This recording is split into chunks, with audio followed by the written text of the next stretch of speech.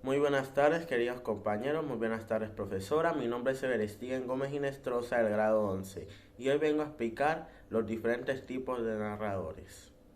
El narrador es una parte muy importante de la historia, porque sin él no se podrían contar los hechos de esta. Es decir, sin el narrador no puede haber una historia.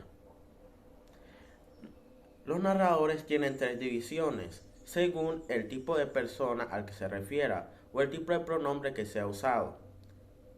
Me explico, están los narradores en primera persona que usan pronombres personales que son yo y nosotros.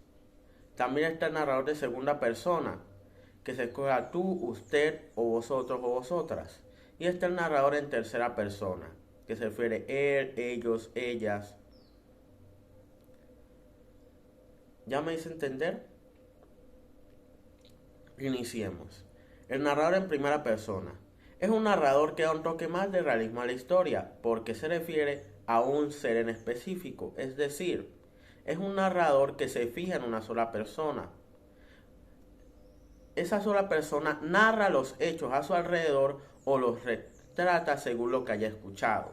Así que empecemos a hacer las divisiones. Está el narrador protagonista. Este narra todo lo que sucede en la historia, o en la novela, o en el tipo de obra que usted quiera referirse. Este narrador es muy usado en los cuentos o también en las novelas. También está el narrador testigo.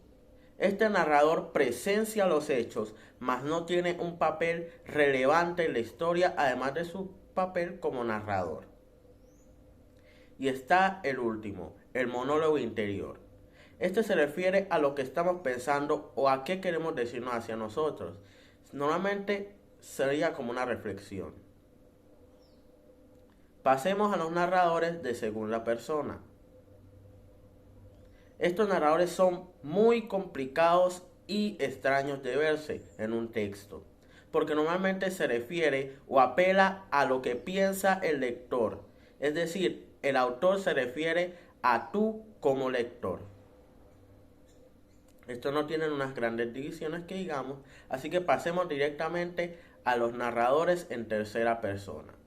Estos son usados en cuentos, novelas, historias, cómics, series de televisión, caricaturas, son usados en diferentes medios. Pero se pueden dividir en dos partes muy importantes, los narradores omniscientes y los narradores equiscientes. Los narradores omniscientes saben todo sobre la historia, del asunto más mínimo hasta el más grande. Es decir, ellos retratan o cuentan algo que ellos saben al completo, saben sobre la personalidad, sobre el pasado, sobre el futuro de cada personaje de la historia. Y están los narradores equiscientes. Estos narradores se fijan en un solo personaje, es decir, tienen una vista limitada a saber sobre lo que piensan o actúan los demás en una historia. Estos narradores son muy limitados y normalmente se usan para narraciones sobre un personaje en específico.